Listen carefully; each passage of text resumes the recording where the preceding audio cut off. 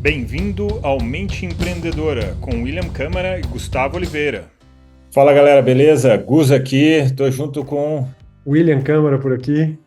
e mais um episódio, aqui já pertinho da virada do ano, pertinho do Réveillon de 2023 para 2024. Então a gente separou alguns temas que fazem sentido, pelo menos nessa época do ano que a gente está gravando, né? Que a gente está com a cabeça sintonizada nisso. E hoje o tema é 3 atitudes para uma mente realizadora. Todo início de ano a gente sempre tem aqueles planejamentos, né, definições para aquelas coisas que a gente quer conquistar para o ano seguinte, etc. Então eu e a gente estava aqui trocando ideias, refletindo sobre o que faz um profissional, uma pessoa conseguir realizar coisas. Quais são os princípios que existem por trás ali da mente daquele indivíduo, né? Então, como líderes, como um empreendedor, você definitivamente precisa disso. São muitos elementos. Mas a gente buscou sintetizar aqui em 3 pontos. O primeiro deles, vou começar falando aqui, que é sobre o foco. Todo mundo tem grande potencial, todo mundo tem. Você tem, eu tenho, tal. Só que quando a gente quer realizar coisas, a gente quer deixar uma marca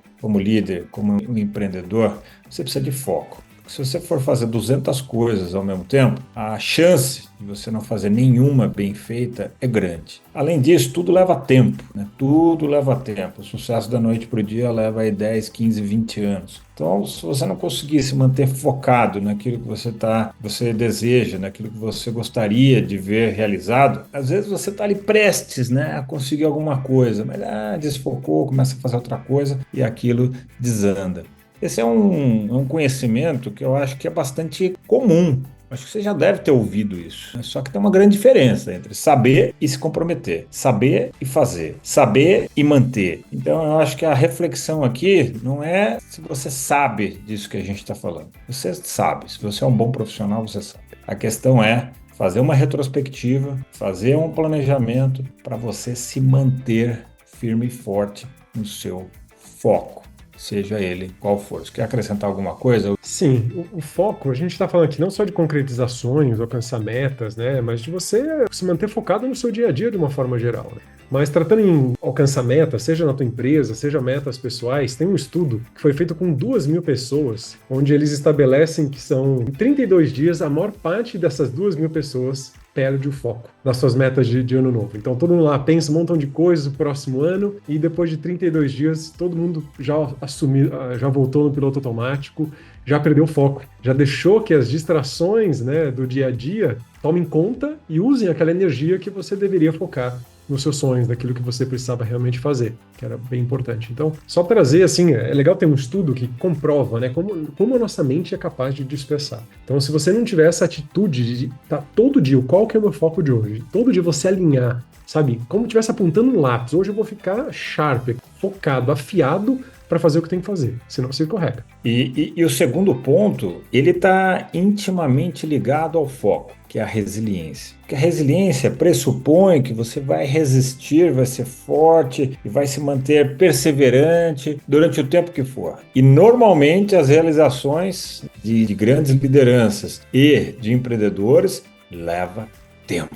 Então, é uma maratona. Então, imagine que você está se preparando para uma maratona, né? Você não vai correr 100 metros rasos no pique total e depois você pode descansar até a próxima corrida. Não é assim, né? Então, é uma corrida de resistência. Então, vamos usar a palavra resiliência, que é melhor que resistência, porque a resiliência pressupõe que você se deforma, ou seja, você sofre aquele impacto do esforço, mas você consegue voltar a mente focada, a mente serena, a energia, ao bem-estar original. Se você não é resiliente, você só tem resistência. Você vai se desgastando, até a hora que ocorre um rompimento. Então, por isso que a gente usa a palavra resiliência e não resistência. Não adianta você ser muito resistente e não ser resiliente. De voltar ao estado de bem-estar, voltar ao estado de qualidade de vida que a gente quer viver, né? Porque esse negócio de esmirilhar a saúde, a vida, as relações, a sua energia, a sua alegria e satisfação de viver, isso aí já foi coisa do passado. Isso não, você nunca vai ver a gente falando isso. É sempre quando a gente fala de resiliência, esse tipo de coisa, é voltar ao estado de bem-estar. Por mais que você tenha passado por 1, 2 dias, uma semana, um mês, 3 meses, um ano que seja, que você teve que batalhar muito arduamente em alguma coisa, não teve jeito, mas em algum momento a vida precisa voltar a se encaixar. E pode ter até um ganho nisso, né? Você pode trabalhar, fazer uma coisa tão intensa, né? Assim, se esforçar para focar em algo realmente relevante. E quando você volta para o seu estado de bem-estar, talvez você volte melhor, com muito mais ânimo, com muito mais motivação, com muito mais aquela sensação de que você é capaz de fazer e voltar e manter a sua referência zero. Quando a gente está trazendo isso para líderes empreendedores, a gente traz muito o elemento de você precisa ter a sua referência, o seu zero, saber que você tem que voltar aqui. Muitas vezes a nossa referência ela é muito distorcida. Então a gente traz a referência de alguém que trabalhou e ficou doente. Trabalhou e depois não conseguiu constituir família, não conseguiu aproveitar a família dele. Então você tem que criar uma referência, um zero, né, uma platô de bem-estar, onde você consegue voltar rapidamente para ele. Você se esforçou, você se desgastou e você volta para esse platô e fala, não, tá tudo bem, tudo sob controle, as variáveis aqui, eu estou olhando essas variáveis, não vou perder nada, sabe? Consigo mexer nisso. Isso te dá forças, né? Esse ir e voltar, essa capacidade de se moldar aos desafios, eu acho que nos torna melhores. Pelo menos eu sinto isso, né? Cada desafio que eu dou aquele impacto lá, aquele punch, eu volto e sinto, uau, como eu me sinto resiliente. Acho que a capacidade da nossa elasticidade de ir e voltar com o tempo. Se você fizer isso de uma maneira sustentável, digerível, assimilável, você consegue ir expandindo a sua capacidade, né? Se fosse um material, um metal, ele se deformaria cada vez mais, mas ele volta ao estado original de bem-estar, mas não o estado original de potencial, de conhecimento, de experiência daquilo, né? Você volta muito mais reforçado. E olha, em todo o tempo, né, de meu próprio, desde o ano 2000, eu atuo como empreendedor, 23 anos, e como líder também. E tanto eu quanto a gente também já mentorou, né, orientou muita gente nessa jornada, muitos empreendedores, muitos líderes. Eu nunca vi alguém que tenha tido alguma realização interessante, expressiva, que a pessoa tem orgulho e satisfação daquilo, tem um senso de realização pessoal e profissional grande, não tenha tido que desenvolver muito forte essas duas características, do foco e da resiliência, né? Pessoas muito instáveis, geralmente elas ficam pelo caminho muito rapidamente. Pessoas muito duras, que não trabalham com resiliência, mas com resistência, também ficam pelo caminho. Pessoas muito criativas, mas sem foco, ficam pelo caminho também. Então vejam que não é uma questão de inteligência, de QI, é uma questão que vai muito além, né? de duas características, duas habilidades muito básicas, que é foco e resiliência. Vale lembrar aqui, Gus, que são habilidades que têm que ser treinadas, sabe? Tal como um metal, para ele ser resiliente, ele tem que ser temperado, né, para aguentar, voltar ao que estava antes. Tanto quanto o foco, você precisa treinar foco regularmente para poder voltar ao foco, seu foco principal. E resiliência é a mesma coisa. Você precisa criar esse estado de bem-estar para que você consiga voltar nele sempre. Se você não tem essa referência, na verdade, você não está treinando resiliência, você está se expondo à resistência, até ver onde você aguenta. Aí você vai estourar uma hora. Até romper. Então, prepare, você tem que fazer isso antecipadamente, regularmente, não é só cuidar do corpo, da alimentação, do sono, de exercício, é um conjunto, né? É um conjunto que vai tornar você realmente uma pessoa resiliente. E o terceiro elemento que fecha esse mapa, essa lógica, é fundamental também, os três são fundamentais, que é o autoconhecimento, porque como é que você vai saber se você está focado o suficiente? Como é que você vai saber se você está sendo resiliente ou resistente? Se você está voltando ao patamar original ou melhorado de bem-estar, como é que você vai saber isso se você não tiver autoconhecimento? E ainda mais profundo que o autoconhecimento é a mente aberta ao aprendizado, está querendo aprender sempre, porque autoconhecimento é um aprendizado também.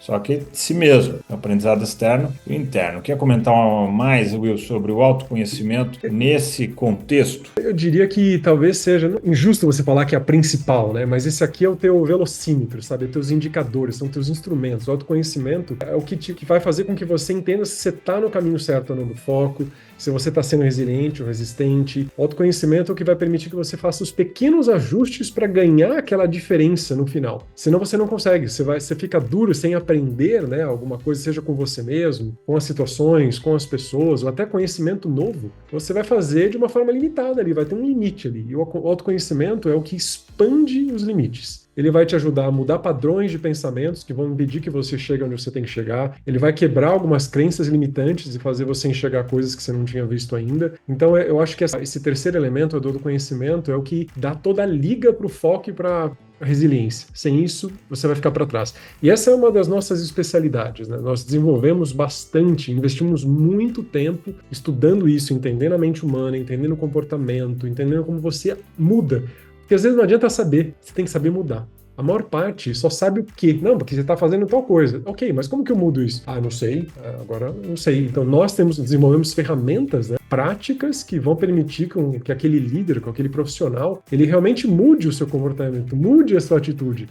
Seja uma história de referência, seja um exercício prático que ele coloca no papel e faz realmente, ele cria um outro modelo mental, mas ele muda, ele gira mesmo, ele muda o caminho de autopercepção, de autoconhecimento. Para mim é isso que faz a diferença. Não adianta só você saber ter o indicador, mas você tem que saber agir em direção do que o indicador está trazendo.